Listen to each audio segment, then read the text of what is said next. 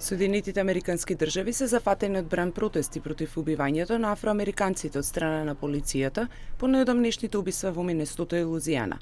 Патиштата во Минесота се блокирани, а членовите на вооружената политичка организација Нова партија на црните пантери за самоодбрана се спротивставија на полицијата во Батон Руж, Лузијана.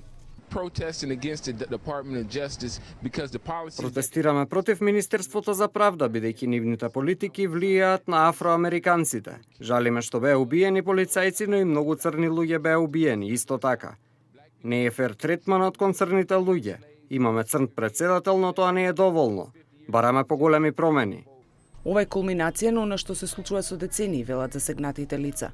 Протестите против полицијата започнаа по смртта на Филандо Кастил во Минесота и Алтон Стерлинг во Лузијана. Демонстрантите истакнаа дека полицијата користела солзавец и гумени куршуми за да ги растере демонстрантите кои што блокираа важен автопат. Во Батон Руж неколку стотици демонстранти се собраа пред полицијата извикувајќи нема правда, нема мир, а демонстранти имаше кај продавницата каде што беше убиен Стерлинг.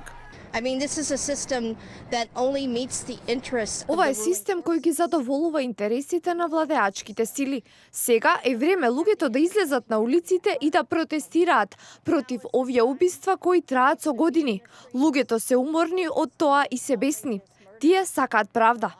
Иако и службениците и активистите ги осудија престрелките и жалат за изгубените животи, сепак повеќе од 200 луѓе беа уапсени во текот на изминатиот викенд.